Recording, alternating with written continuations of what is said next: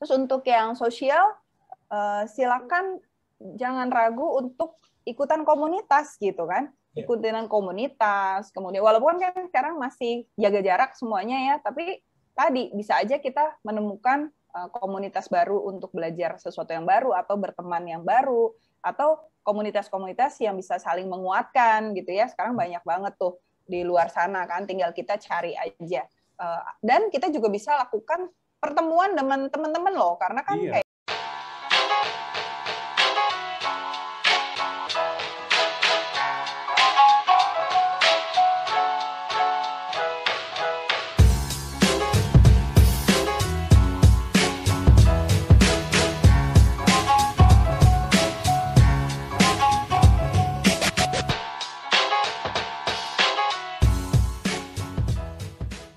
Expert kali ini kita akan kedatangan salah seorang bisa dibilang guru untuk leadership. Jadi beliau sudah punya banyak pengalaman sekali, bisa dibilang sahabat karena kita banyak juga mengerjakan beberapa proyek. Bisa dibilang juga kadang-kadang teman diskusi karena dari banyak proyek tersebut beliau juga banyak pengalaman dan juga sharing. Kadang-kadang juga ada perbedaan, tapi perbedaan itu banyak menjadikan sebuah hasil.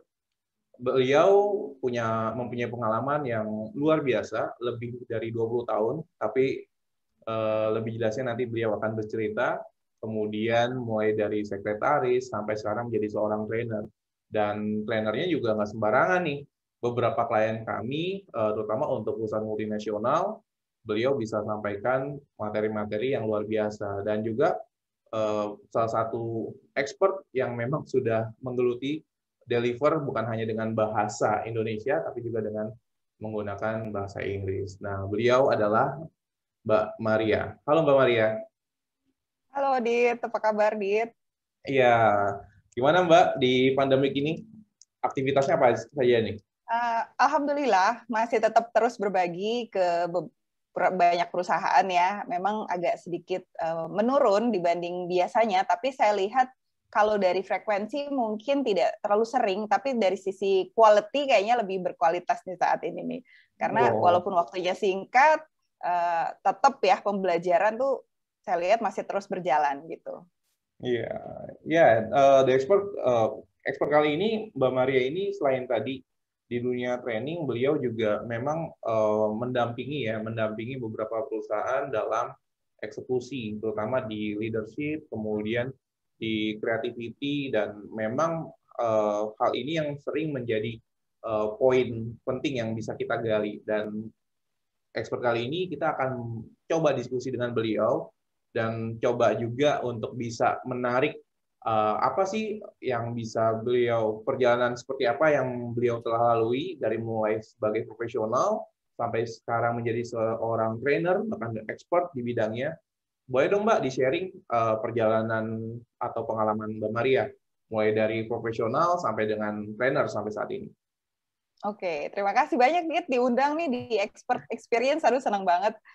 Mudah-mudahan kita bisa berbagi ya di sini, ada hal atau insight yang bisa teman-teman viewers nanti bisa ambil gitu. Maria, nama saya, panggil aja Maria atau Ria gitu ya, biasa dipanggilnya seperti itu. Alhamdulillah memang saya memulai karir itu dari posisi sekretaris seperti yang Adit bilang kan. Saya bekerja di salah satu hotel berbintang 5. Kemudian waktu itu sekitar 1 tahun, terus saya pindah ke satu perusahaan asuransi terkemuka di Indonesia. Kemudian di situ bekerja sekitar 16,5 tahun, dan yang saya rasakan memang ada kesempatan belajar. Kesempatan belajar itu ternyata akhirnya membawa kita untuk bisa terus-menerus meningkatkan kemampuan kita, dan tentunya akhirnya karirnya juga mengikuti ya, Dit ya. Jadi waktu awal mungkin memang posisi masuk sebagai sekretaris direksi waktu itu, tapi terakhir waktu saya resign, posisi memang sebagai Head of Management Academy, memang satu divisi yang mengelola untuk pengembangan sumber daya manusia di perusahaan saya dulu. Gitu.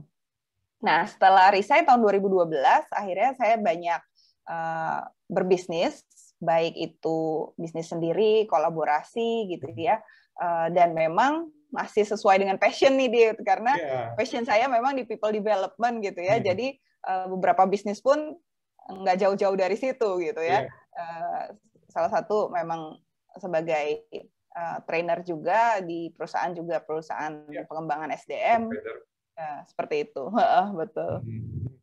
Ya, Mbak Maria, kan sekarang sebagai trainer, juga sekarang sebagai konsultan atau sebagai coach ya, dan perjalanan itu nggak mudah tentunya. Kalau menurut Mbak Maria, sebagai seorang trainer saat ini, kemudian sebagai seorang coach, yang hal menarik apa nih yang paling dirasakan menurut Mbak Maria?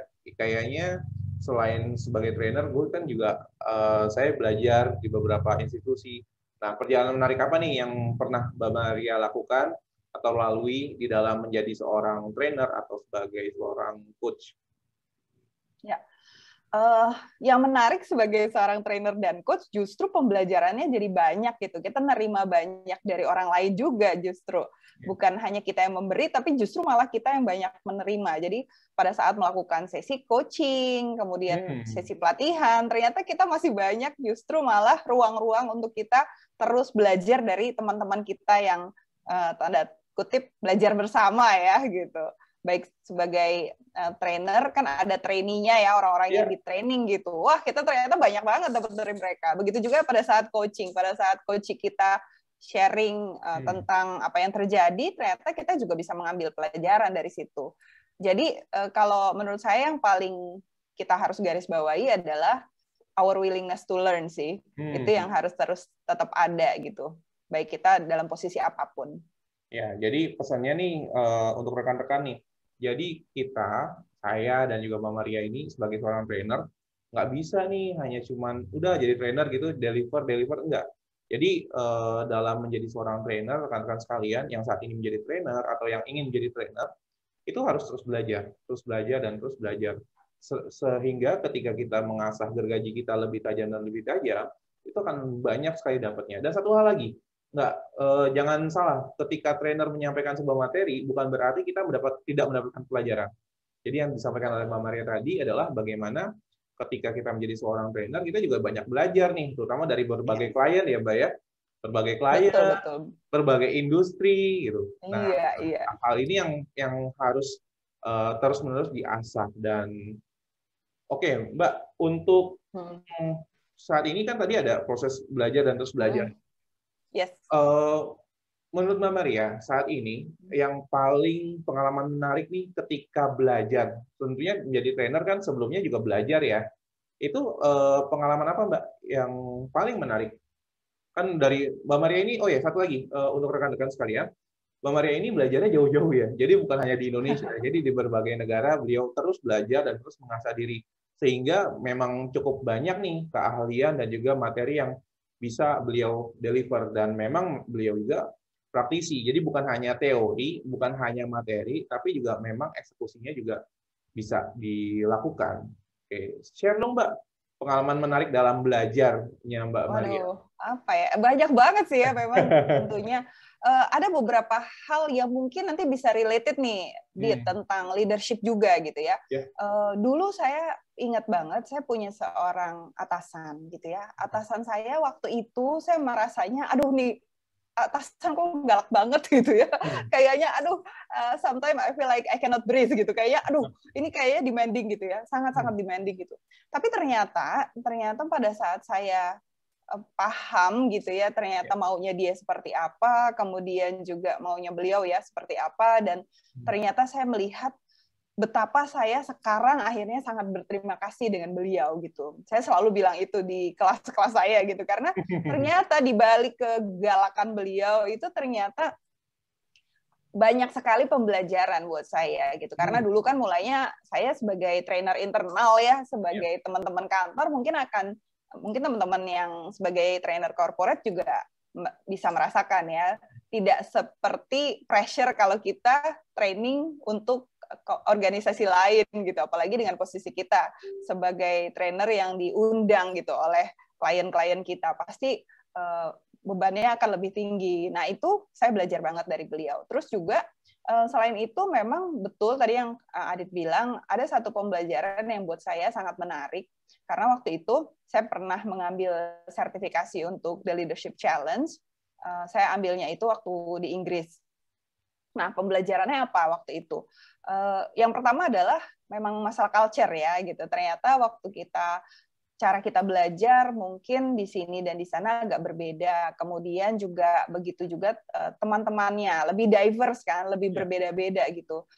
Baik akhirnya karena kita total sekitar 5 hari bareng-bareng gitu ya, akhirnya kita jadi cukup dekat gitu, dan akhirnya kita cukup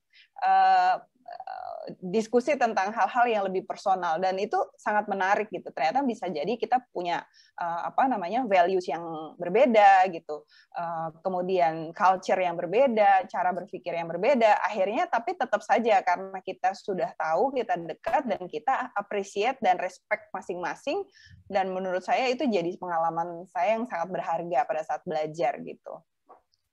Oke, wah menarik banget ya. Jadi sampai di Inggris tuh ya Mbak ya belajarnya ya. Iya. Oke, jadi leadership challenge. Nah, berkaitan juga dengan leadership challenge yang tadi Mbak Maria sudah sampaikan. Nah, kan sebenarnya kondisi pandemik ini kan challenge banget ya. Betul, banget ya Dit ya. Everybody feel the same way, I guess.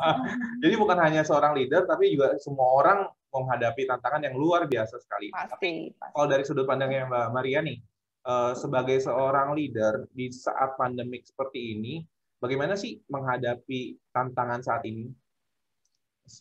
Apa yang harus dilakukan seorang leader ketika menghadapi tantangan yang saat ini melanda, baik secara di organisasi maupun sebagai seorang profesional? Ya, banyak banyak tema yang memang kita sudah angkat di kondisi seperti ini ya. Contohnya adalah pada saat pandemik ini kan kita tidak bisa melakukan cara-cara yang lama itu ya Dit ya. Pastinya kita perlu punya cara baru. Nah, kalau kita ngomongin tentang peran kita sebagai leader, tentunya yang harus kita perhatikan adalah bagaimana emotional well-being dulu ya dari tim kita gitu. Nah, itu kadang-kadang suka overlook nih. Saya sering banget ketemu sama baik itu peserta pelatihan maupun coaching gitu ya yang merasa aduh kok ini sekarang malah jadi tidak ada waktu kerja yang benar gitu kan. Jadi kadang-kadang malam pun masih meeting dan lain-lain gitu. Intinya kan sebenarnya adalah bagaimana sebagai leader kita harus bisa tetap achieve target, tapi juga dengan memperhatikan tim kita. Nah, ini yang kadang-kadang akhirnya jadi tantangan gitu ya. Makanya kenapa kita harus mulai dari mengenali dulu nih, mengenali siapa sih sebenarnya kita, kekuatan kita tuh seperti apa, terus tim kita seperti apa. Jadi nanti pada saat kita mau berkolaborasi gitu ya, kita mau mengenali tadi, memaintain well-being-nya mereka juga akan lebih mudah gitu, Dit. Iya, oke. Berarti seorang leader dalam menghadapi pandemi seperti ini atau tantangan saat ini ya yang pertama ya harus mengenal dulu ya dirinya seperti apa, kemudian bagaimana timnya, dan juga membuat beberapa kreativitas ataupun terobosan-terobosan di dalam organisasinya. Kita fokus di dalam bagaimana sih mengenal timnya. Kalau Mbak Maria sendiri untuk bisa mengetahui tim, untuk bisa mengenal tim kita seperti apa, biasanya menggunakan apa nih Mbak? Tools atau metode profilingnya? Iya, betul Dit. Jadi kan salah satu sertifikasi yang saya miliki itu adalah namanya Emergenetics. Emergenetics ini adalah satu profiling tools memang yang diteliti oleh Gail Browning dan Wendell Williams di tahun 80-an ya, dan sekarang sudah ada juga di Indonesia gitu. Kita memang sudah mulai pakai juga di beberapa BUMN, multinational company, kemudian lokal juga banyak gitu ya. Intinya adalah apa yang dilihat adalah bagaimana kita bisa memotret cara berpikir dan perilaku seseorang. Ini jadi kayak toolsnya two in one nih, Dit. Yang di capture, yang di foto itu bukan hanya cara berpikir, tapi juga perilaku. Nah, kadang-kadang kan kita berinteraksi, apalagi dengan kondisi pandemik ya, kita kalau dulu mungkin bisa tatap muka, kita bisa lebih sering berinteraksinya di kantor langsung gitu. Sekarang langsung ketemu ya. Lama justru malah iya, sekarang kan lewat virtual nih. Jadi pemahaman kita akan bisa lebih terbantu gitu dengan adanya profiling seperti itu sih, Dit. Jadi kita lebih tahu, oh seperti ini ya bos kita. Seperti yang tadi saya cerita tentang atasan saya itu, pada saat saya belum tahu kenapa dia melakukannya, kan yang muncul kan jadinya ya agak asumsi, sedikit tanda kutip suka asumsi gitu ya. Kalau kita bilang kadang-kadang jangan-jangan gitu nih ya. atau gimana ya gitu, coba-coba ya. Tapi ternyata kan bukan seperti itu, dan memang kita born differently gitu kan ya. Jadi dengan kita tahu, oh ternyata dia itu melakukan itu ada dasarnya ya. Dasarnya seperti itu. Jadi pendekatan apa yang bisa kita lakukan? Nah, itu akan sangat membantu tuh untuk kita bisa berinteraksi, berkomunikasi lebih baik lagi sehingga kita bisa achieve target-target kita kan, walaupun kita berjauhan seperti itu. Oke. Menarik ya. Berarti emergency itu bisa membantu kita untuk bisa mengenal diri sendiri, untuk mengenal tim, dan juga bagaimana kita juga bisa melihat ya kolaborasinya seperti apa yang bisa dilakukan. Oke. Betul banget. Oh iya, Mbak Maria, kalau kita asumsi ya. Iya, sorry. Kalau di salah satu tools kan ada yang dominan, kemudian influence, dan lain-lainnya. Kalau di emergenetics sendiri itu gimana ya pembagiannya atau profilingnya seperti apa ya? Oke, terima kasih dia tuh. Ini Adit juga terbiasa ya udah dengan tools-tools seperti ini kan memang ya. Nah, memang kalau yang dalam emergenetic itu dia memotret dua bagian. Yang pertama adalah cara berpikir dan yang kedua adalah perilaku. Yang perilaku itu kita sebutnya adalah yang bagian luarnya. Jadi kadang-kadang kan kita berinteraksi dengan orang itu, kita belum tahu kan cara berpikirnya seperti apa, tapi kita bisa lihat dari kesehariannya. Nah, yang dipotret sama emergenetic itu dua bagian besar tadi, cara berpikir dan perilaku, tapi masing-masing juga punya atribut-atribut sendiri. Jadi kalau untuk yang perilaku, ada 3 atribut, yaitu keekspresifan, keasertifan, dan fleksibilitas. Kemudian yang satu lagi, yang untuk cara berpikir dibagi 4. Ada analytical, ada struktural, sosial, dan juga konseptual. Gitu. Jadi setiap orang ini unik ya. Komposisinya bisa beda-beda tuh gitu ya. Komposisinya bisa beda-beda. Jadi nggak harus misalnya, oh berarti kalau orang dengan cara berpikirnya analytical pasti orangnya seperti ini gitu ya. Itu tapi ternyata ada perilaku-perilaku yang juga kita bisa capture gitu, yang kita bisa tangkap gitu kan, kita lihat di dalam laporannya gitu biasanya. Ya, oke. Berarti ada 4, dibagi 4 ya. Berarti untuk secara profilingnya. Jadi totalnya ada 7. Ada 7 ya. Ada 7 atribut, ya betul. Berarti ada yang 4 yang tadi untuk sosial, kemudian analytical, kemudian konseptual. Satu lagi apa? Struktural. Struktural itu 4. Kemudian ada 3 atribut lagi. Keekspresifan, keasertifan, dan fleksibilitas. Nah, mungkin aku sharing tentang yang perilakunya dulu ya, Dit. Karena biasanya tuh kalau yang namanya perilaku itu orang lihatnya di awal-awal tuh, Dit, ya kan? Kan misalnya kalau kita ngomongin tentang keekspresifan dulu sih, apa sih sebenarnya keekspresifan?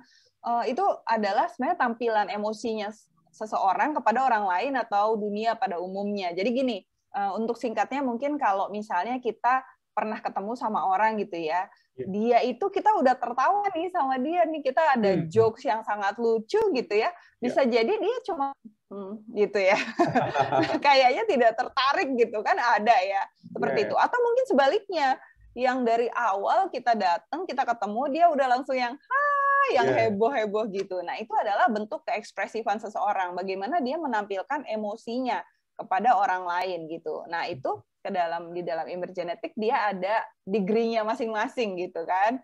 Ada, kita bilangnya, kita kadang-kadang bagi 3 kelompok tuh. Ada kelompok 1 yang memang biasanya dia itu akan lebih menampilkan emosinya hanya untuk dirinya sendiri. Jadi terlihat diam dan introspektif. Atau mungkin di kelompok 3 yang di ujung sebelah kanan gitu, yang orangnya suka menampilkan emosinya. Jadi kalau dia lagi kesel atau marah, kalau akan terlihat gitu, akan lebih terlihat gitu. Seperti itu. Nah, terus yang keduanya adalah keekspresifan. Nah, kalau keekspresifan itu keasertifan itu kan adalah bagaimana gaya dan upayanya nih kalau dia mau menyampaikan pemikirannya. Pernah nggak sih Adit ketemu sama orang yang mungkin, Adit kok kayaknya potongan rambutnya nggak cocok deh kayak gitu deh, cukur deh udah ya. Betul.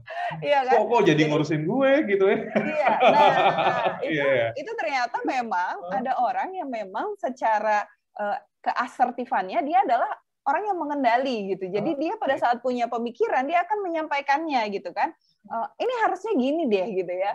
Ini harusnya begitu deh gitu. Dia akan cannot help it gitu. Langsung benar-benar harus memberikan arahan-arahan. Nah, tapi sebaliknya ada juga orang yang juru damai, dia tuh diem aja gitu. Jadi kalau orang-orang yang di kelompok satunya, di ujung satunya, dia akan cenderung pada saat dia punya pemikiran, dia takut tuh kalau konflik tuh, gitu ya. Jadi udahlah diem aja lah, nggak apa-apa lah, diem aja. Nah, kalau kita tahu seperti ini kan berarti kita akan lebih bisa beradaptasi ya. Oh saya nih ada di mana, tim kita ada di mana. Apalagi sebagai leader kan, Dit. Kalau leader apa-apa kasih tahu, kita ngendaliin, akhirnya kira-kira gimana tuh sama tim kita, ya kan? Bisa jadi tim kita lama-lama juga capek gitu sama kita, gitu. Terus yang ketiga tentang fleksibilitas, tuh ini masih perilaku ya. Fleksibilitas itu adalah kemauan kita tuh, gimana kita mau mengakomodir nggak sih pemikiran orang lain, gitu. Ada orang yang udah maunya ya udah, saya maunya begini, gitu. Dia akan firm dengan apa yang menjadi kemauannya dia. Tapi di ujung satunya bisa jadi dia oke, nggak apa-apa, berubah aja. It's easy for me gitu ya, untuk berubah-berubah nggak apa-apa. It's okay. Nah itu kalau kita tahu ternyata perilakunya orang juga spektrumnya berbeda-beda. Jadi kan kita udah lebih tahu nih. Oh ternyata tim saya nih yang si A begini, yang si B begini, yang si C begini, dan ini kan ada dasar penelitiannya kan ya, Dit? Betul. Bukan ya hanya sekedar ngira-ngira gitu kan? Ngira-ngira, bukan ujung ya? Iya. Karena kadang-kadang kan suka gitu ya, kita main asumsi tadi kan. Oh, abis dia ngomong begini nih karena dia dari orang dari sini nih, wah. Kan itu tapi tidak ada dasarnya, tidak ada penelitiannya. Padahal kalau dengan penelitian ya emergenetik ini kita ada datanya gitu kan, ada caranya supaya kita akhirnya mendapatkan informasi yang lebih jelas tentang tim kita. Oke, menarik banget ya Mbak ya. Jadi dengan kita bisa tahu siapa tim kita, kemudian kita tahu diri kita seperti apa, kita nih bisa lebih mudah ya dalam kolaborasi ya.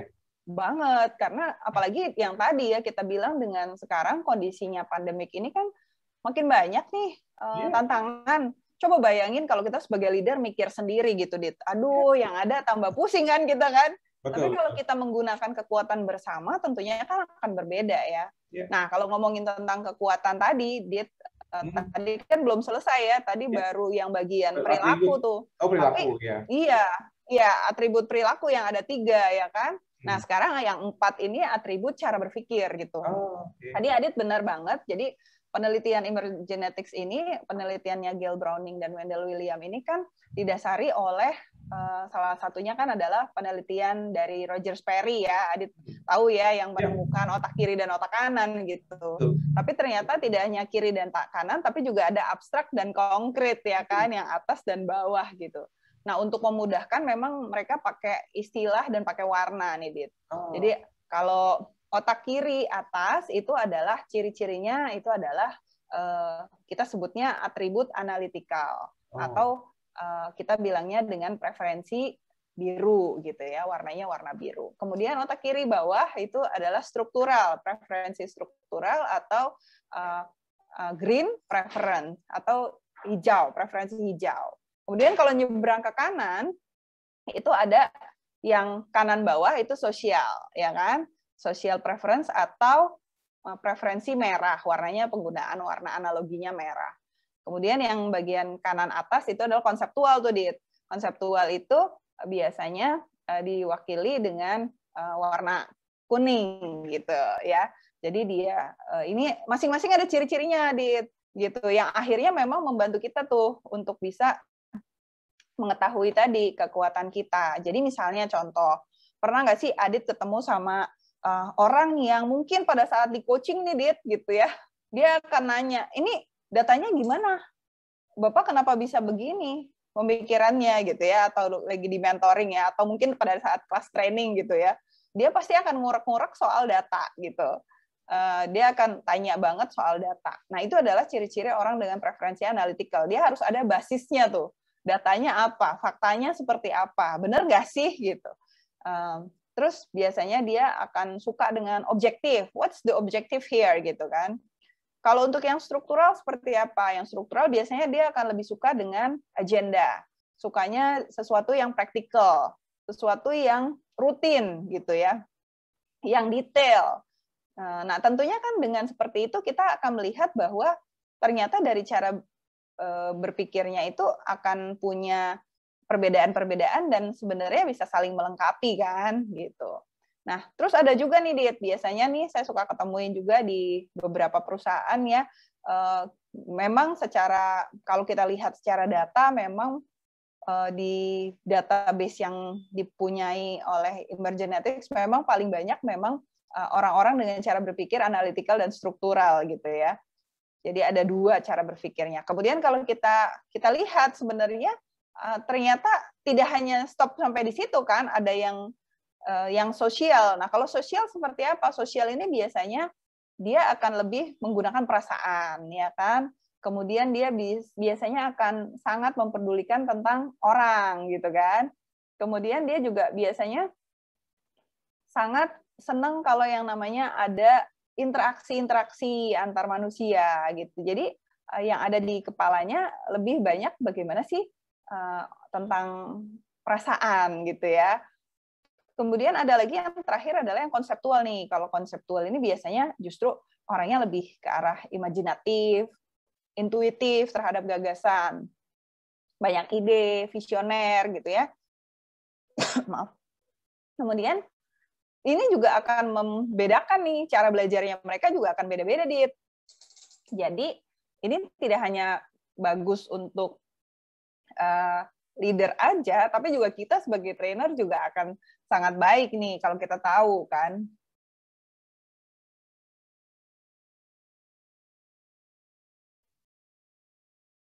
Menarik banget ya. Jadi konsepnya adalah bagaimana kita bisa melihat ada dua, ada bagi tadi perilaku, kemudian juga bagaimana kita bisa juga melihat keempat golongan tadi cara berpikirnya seperti apa. Kemudian kalau tadi kita bicaranya dengan tim aja itu juga suka sangat juga efektif sehingga bisa mengenal satu sama lain. Nah, kalau di kami di Continuous Improvement Academy salah satunya adalah materinya tentang inovasi.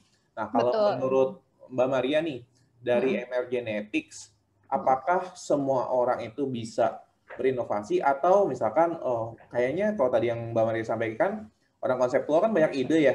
Apakah hanya orang konseptual yang bisa melakukan inovasi? Dan seperti apa sih sebaiknya mereka untuk bisa mengeksplor lagi ide mereka? Sehingga kadang-kadang kan suka ada gini ya. Kalau dulu kan saya hanya mengenal ekstrovert dan introvert ya.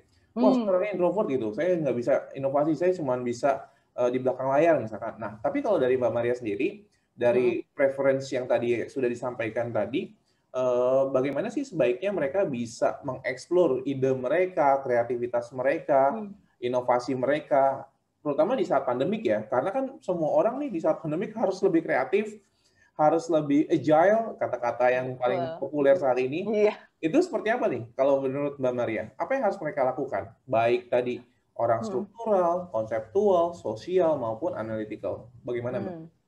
Oke, jadi memang di masing-masing atribut berpikir itu kan ada kata kuncinya tadi ya, Dit. Yang pertama adalah kalau misalnya untuk yang analytical, you have to know the why-nya, ya kan? Why? Sebenarnya kalau kita udah tahu why, objektif kita apa sih yang akan kita capai, apa sih nih pada saat pandemik gitu kan?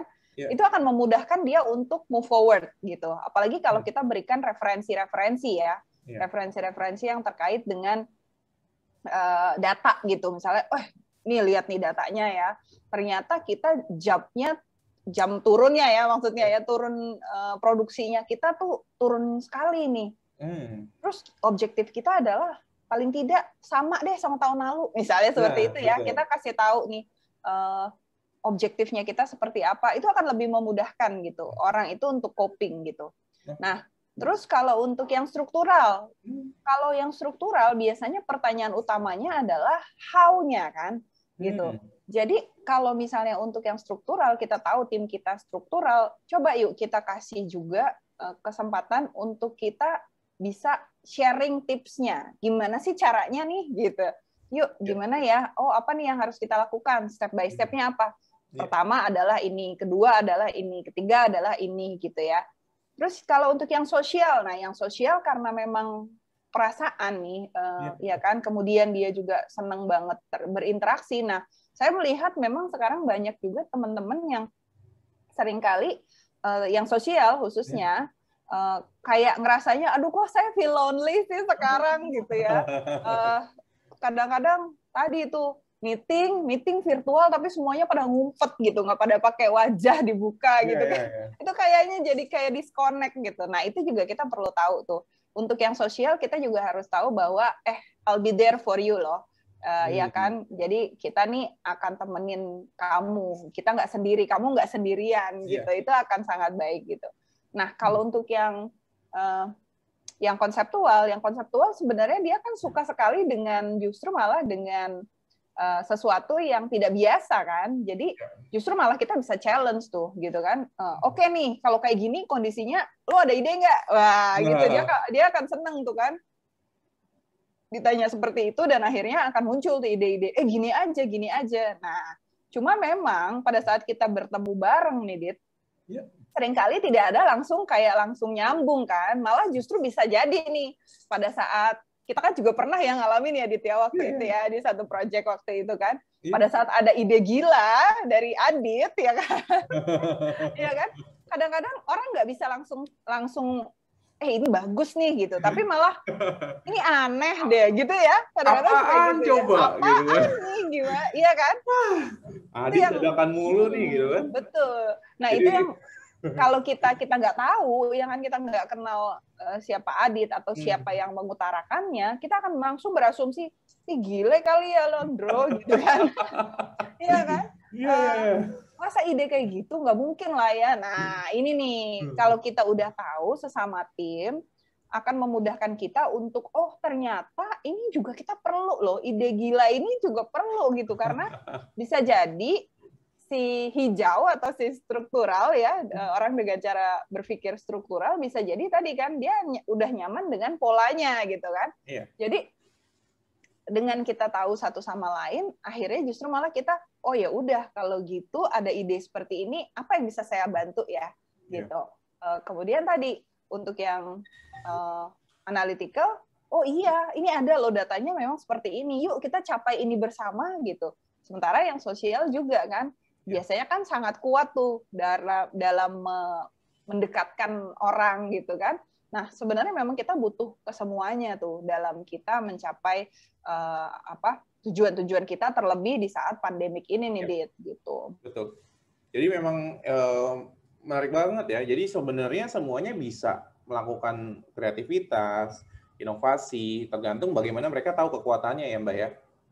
Iya, karena masing-masing kan bisa berkontribusi. Ya, dan sebenarnya bisa juga ini digunakan oleh teman-teman, terutama project ya. Jadi kita tahu nih siapa nih si hijau. Karena hijau sukanya struktural, si hijau sukanya urutan, step by step. Berarti dia nih yang coba bisa ngedrive tahapan-tahapannya seperti apa. Kemudian si kuning dengan ide gilanya, ya teman-teman tahu ya. Jadi dari uraian Mbak Maria tadi ada si konseptual, ada si analytical, sosial, dan juga struktural. Tadi ketahuan tuh ada beberapa proyek ya dengan Mbak Maria, di mana tiba-tiba muncul ya ide gila, dadakan, dan lain-lainnya. Hingga preferensinya Mbak Maria ini merah, jadi sebagai informasi. Jadi sosial ya. Merah kombinasi apa Mbak? Kalau di Mbak Maria? Saya sosial dan analytical. Nah, sosial dan analytical. Jadi kebayang ya, ketemu dengan saya si kuning. Kalau di emergency itu ada warna-warni juga tuh. Cuman agak sensitif kalau lagi masa pemilu ya, Mbak ya. merah, kuning, hijau, biru ya, Mbak? Yes. Ya. Biru analytical, hijau struktural, merah sosial, dan kuning konseptual. Konseptual. Nah, saya si kuning. Si kuning itu orangnya konseptual. Jadi kita ada beberapa project, misalkan di salah satu project tiba-tiba muncul, Mbak, ini kayak gini, Mbak. Gimana, Dit? Nah, itu tuh yang sering challenge. Jadi sebenarnya si emergenetics ini selain tadi cara berpikirnya kita bisa baca, teman-teman juga bisa melakukan juga saat kolaborasi. Jadi ketika kita tahu nih, oh atasan kita itu merah misalkan sosial, oh berarti dia lebih ke arah bagaimana interaksi dengan beliau. Atau si kuning, oh idenya banyak, hati-hati nih dengan ide-idenya. Bisa nggak kita untuk menampung atau mewadahi atau mengeksekusi ide-ide dari atasan kita? Nah, itu menarik banget deh. Oke, itu emergenetics ya. Dan mungkin selain tadi ada preference, dia juga ada aplikasi ya Mbak ya? Oh iya, itu yang memang membedakan ya Dit ya. Jadi kalau misalnya memang kita melakukan profiling melalui Emergenetics, mereka punya aplikasi yang namanya Emergenetic Plus. Nah, enaknya adalah misalnya nih kita dalam satu tim kan, kita kan sekarang ini dikejar sama waktu pastikan ya Dit ya. Betul. Kita dikejar sama waktu, artinya adalah kita pengennya mencapai tujuan kita, tapi waktunya lebih efisien gitu, lebih cepat nyampe kan. Nah, untuk itu tadi, kalau misalnya kita sudah punya aplikasinya di Emergenetic ini, malah mereka akan dapat tools-nya. Jadi, misalnya saya dengan Adit gitu ya, saya akan, jadi ada yang namanya aplikasinya Emergenetics Plus, gitu. Nanti kita akan udah ada tipsnya tuh, Dit. Udah ada tips-tipsnya bagaimana kalau misalnya kita nanti bekerja sama. Jadi, misalnya tadi kan, Adit itu punya preferensi konseptual, sementara saya itu analytical dan sosial gitu ya. Jadi pada saat kita berinteraksi, saya nggak boleh kaget tuh ya kan. Jangan kaget lagi lah dengan ide-idenya. Justru malah mendukung kan. Gimana caranya nih dengan ide yang seperti itu, apa yang bisa saya bantu gitu. Jadi tadi mengurangi potensi-potensi konflik, baper-baperan ya Dit gitu kan. Kemudian ya cepet nyampe tujuan. Kadang-kadang kan kalau di organisasi gitu ya. Bukannya idenya yang nggak bagus gitu, tapi pada saat eksekusinya ternyata dengan cara penyampaian yang berbeda, dengan angle pemikiran yang berbeda gitu kan, tentunya akhirnya akan bikin nggak jalan gitu. Sementara pada saat kita tahu banget cara berpikirnya masing-masing, setiap orang bisa kontribusikan tuh pemikiran terbaiknya seperti itu. Nah, aku juga pernah tuh kondisi waktu itu ya, kita pernah punya satu project.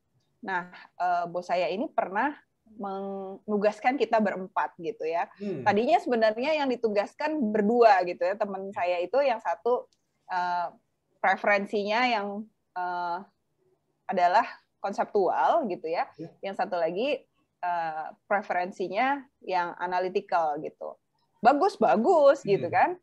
Mereka punya objektifnya dapat, kemudian idenya ada gitu. Tapi karena mereka berdua ini sama-sama di abstract thinker gitu ya. Jadi pada saat ditanya implementasi gimana gitu kan harus ada yang step by step-nya kan gitu. Itu kadang-kadang suka bablas tuh Dit. Ada ide baru, oh iya ada ide baru lagi. Akhirnya idenya keren tapi nggak ada eksekusi gitu ya. Jadi kenapa memang akhirnya dibutuhkan lah dengan kita berbeda-beda justru kan lebih saling menguatkan. Nah akhirnya kita diperbantukan juga gitu ya. Saya dengan preferensi yang sosialnya, teman saya juga ada satu lagi yang memang kuat di strukturalnya. Wah, pada saat kita nyambung, memang akhirnya jadi asik banget tuh, Dit. Asiknya adalah pada saat diskusi bisa jadi terus agak alot-alot juga ya, karena bukan gini gitu ya. Tapi sekali lagi dengan adanya aplikasi, dengan adanya kita pemahaman satu sama lain, akhirnya kita nggak lagi bilang kok gitu sih gitu, tapi justru malah kita coba absorb gitu loh. Kita justru coba untuk dapetin, ternyata pemikiran dia seperti itu ya. Gimana nih? Apa yang bisa saya dukung nih kalau dengan seperti itunya kayak gitu. Jadi semuanya akhirnya saling mendukung, akhirnya jadi gampang banget tuh untuk ngadepin manajemen waktu itu ya, karena kan kita harus present, kita harus eksekusi gitu, akhirnya jadi smooth gitu. Ya, jadi lengkap banget ya Mbak ya. Jadi selain tadi ada preference, kemudian ada aplikasinya, kemudian nanti dapat referensi, bagaimana bisa kolaborasi, dan ini bisa dijadikan salah satu tools mungkin untuk bisa lebih mudah nih. Jadi kalau kita bicara agile bukan semata-mata hanya bicara agile dalam program, tapi bagaimana kita bisa tahu nih fleksibilitas seseorang seperti apa. kemudian asertifnya bagaimana, atau yang Betul. tadi cara berpikirnya. Kalau misalkan struktural tuh, ya memang orangnya do-nya harus bisa step by step. Nggak bisa dia lompat-lompat. Ketika lompat-lompat biasanya pusing kali ya. Betul. Struktural. Oke, menarik sekali. Nah, Mbak Maria, kalau dari Mbak Maria sendiri, tadi kan sudah kita bicara mengenai emerging ethics, kemudian bagaimana setiap preferensinya bisa melakukan inovasi. Kalau menurut Mbak Maria sendiri, di saat pandemik seperti ini, apa sih yang bisa dilakukan atau tips bagi rekan-rekan nih, para profesional maupun entrepreneur di dalam menghadapi pandemik, tipsnya bagaimana untuk bisa driving, untuk bisa terus survive di masa pandemik ini? Silakan Mbak. Mungkin Mbak Maria ada tipsnya bagaimana kita bisa melalui, jadi tips bersama ya, bagaimana kita bisa melalui di masa pandemik ini sehingga kita bisa survive dan juga terus melakukan inovasi dan juga kreativitas sehingga kita bisa menjadi seorang market leader atau bisa juga tetap bertahan di saat pandemi seperti ini.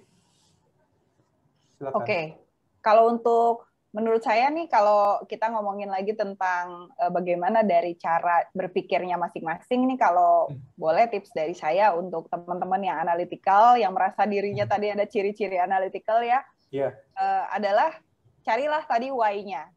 Apa sih sebenarnya maknanya ini yang bisa teman-teman ambil? Kemudian apa objektif yang akan teman-teman dapatkan nantinya, ya kan? Tujuannya mau kemana sih teman-teman gitu. Kemudian bisa juga langsung juga cari referensi gitu ya, karena orang-orang dengan cara berpikir analytical sangat suka reference. Bisa dari Google kah, bisa dari YouTube seperti ini kah, bisa dari manapun gitu ya. Teman-teman bisa cari referensi. Kemudian untuk teman-teman yang dengan cara berpikir struktural, mungkin bikin pola baru ya, pola baru dalam bekerja gitu. Jadi kalau misalnya pagi-pagi biasanya kita ngopinya di kantor gitu ya, mungkin kita sekarang bikin kopi lagi di rumah, tapi jangan sekarang ya, lagi puasa. Ya, tapi artinya bikin pola-pola baru gitu, yang akhirnya membuat teman-teman udah punya ritmenya gitu kan. Terus untuk yang sosial, silakan jangan ragu untuk ikutan komunitas gitu kan, ikutin komunitas, kemudian walaupun kan sekarang masih jaga jarak semuanya ya, tapi tadi bisa aja kita menemukan komunitas baru untuk belajar sesuatu yang baru atau berteman yang baru, atau komunitas-komunitas yang bisa saling menguatkan gitu ya. Sekarang banyak banget tuh di luar sana kan, tinggal kita cari aja.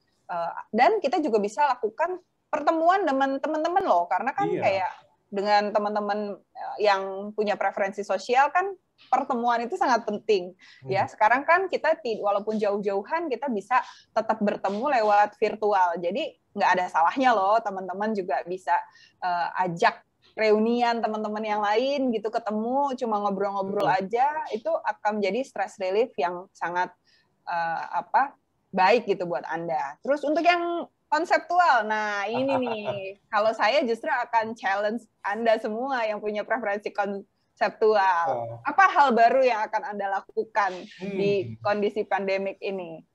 Apa wild idea yang Anda punya? Silakan throw away, karena karena ini yang namanya konseptual justru idenya banyak nih. Silakan sendiri idenya gitu. Itu aja sih, Dit. Iya. Menarik ya. Jadi rekan-rekan sekalian, itulah bagaimana kita melihat. Jadi sebenarnya jangan pernah melihat atau membandingkan diri kita dengan orang lain. Itu konsep pertama. Jadi tadi yang disampaikan oleh Mbak Maria adalah bagaimana kita memahami dulu nih diri kita seperti apa. Kalau diri kita memang seorang struktural, ya udah, kelebihan kita adalah berpikir secara struktur. Berarti kita bisa melakukan secara semuanya bertahap, sehingga kelebihan kita itu bisa jadi nilai lebih kita. Kemudian tadi yang untuk konseptual, ditantang tuh sama Mbak Maria, bagaimana ide-ide apa saja nih yang bisa disampaikan di saat pandemik seperti ini. Dan satu hal lagi untuk teman-teman konseptual, sebagai saya juga orang konseptual, selain tadi ide yang disampaikan, dan juga harus di breakdown. Jadi jangan ide gilanya aja, harus kolaborasi.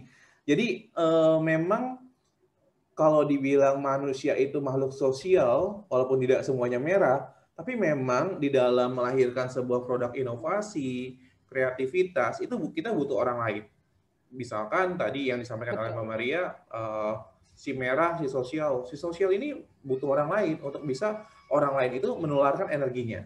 Kemudian analytical kalau cuma dianalisa nggak ada idenya, percuma juga. Dia butuh si kuning, dia butuh si merah, dia butuh si biru, si hijau untuk bisa melakukan dan juga mengeksekusinya. Dan hal tersebut menjadi poin penting bagi kita di saat pandemik ini, tidak hanya berjuang sendiri, tapi bisa melakukan aksi dengan berkolaborasi. Menarik ya Mbak ya. Jadi dengan mengenal diri kita sendiri, banyak hal yang bisa dilakukan ya. Iya, karena kalau kita ingat quotes-nya Sun Tzu kan, Dit, ya kan? Bagaimana if you want to win 100 battles, 1,000 battles, you have to know your strength kan? Seperti itu. Keren. Oke, Mbak Maria, di sesi penutup, sebelum saya tutup nih, ada 3 yang nama flash question atau pertanyaan cepat. Nah, jadi Mbak Maria tinggal jawab, nggak usah mikir lagi, tinggal jawab aja. Waduh, apa nih ya? Tinggal jawab aja, tapi nanti di sesi akhirnya kita akan coba gali lagi kenapa sih memilih pilihan tersebut ya. Oke, yang pertama, training atau coaching? Coaching. Yang kedua, trainer atau baker? Trainer. Trainer. Oke, yang terakhir Depok atau Jakarta? Depok. Oke, terima kasih Mbak Maria flash question-nya. Jadi yang pertama tuh untuk training coaching, Mbak Maria milih coaching. Oh ya, sekadar informasi rekan-rekan sekalian, Mbak Maria bukan baru saja sih, sudah lama ya mendapatkan ACC. ACC itu kredensial dari ICF ya. Jadi tapi bukan karena itu kan, jadi milih coaching kan? Enggak, karena menurut saya tadi proses yang sekarang kita sering alami adalah lebih suka diajarin gitu ya, padahal pada saat kita menggali itu ternyata aduh orang itu sangat resourceful gitu. Jadi prosesnya sangat menyenangkan gitu. Mudah-mudahan bisa teman-teman nanti kita bisa ngobrol lagi ya tentang coaching ya di kesempatan yang lain ya. Jadi coaching ya, jadi coaching itu bisa lebih explore lagi, lebih enak lagi kita ternyata potensial si coachingnya bisa digali ya. Oke, itu coaching. Karena kalau training memang satu langkah ya, Dit ya, kita tahu lah itu harus juga dilakukan kan, tapi sekali lagi kalau training aja belum cukup nih, hanya 22% kalau nggak salah ya dari penelitian yang pernah dilakukan. Improvement terhadap produktivitas hanya sekitar 22,8%. Tapi pada saat kita lakukan, kita tambah coaching lagi nih, bisa langsung melesat jadi 88% tuh, Dit. Jadi untuk para HR, untuk para human capital, jangan pernah bermimpi untuk bisa mendapatkan hasil hanya dengan training. Jadi butuh pendampingan, butuh untuk follow up-nya seperti apa. Jadi tahapan tersebut yang harus dilakukan. Terkadang memang kami ya, saya dan Mbak Maria juga kadang-kadang klien mintanya habis training langsung bisa melakukan sesuatu. Ingat, semuanya ada tahapannya. Dan tahapannya itu yang memang harus diperhatikan untuk bisa melakukan dan juga eksekusi. Oke, coaching ya Mbak ya, ternyata ya. Yang kedua nih, jawabannya Mbak Maria, trainer dan baker. Kenapa saya pilih sebelum Mbak Maria jawab, saya sedikit memperkenalkan. Mbak Maria ini kuenya enak. Jadi beliau itu selain trainer, beliau juga sebagai seorang chef, terutama di bidang pastry kali ya Mbak ya, lebih tepatnya. Iya, kue. Jadi kue yang mempunyai hiasan, kemudian yang punya rasa yang sangat enak. Makanya tadi di salah satu flash question saya bertanya trainer atau baker. Gimana Mbak trainer? Trainer berarti sudah berapa tahun Mbak total? Total lupa ya, udah di atas 10 tahun sih. Di atas 10 tahun sih. Iya. Di perusahaan yang profesional aja 16 tahun kan. Jadi mungkin tapi memang tidak tahunnya.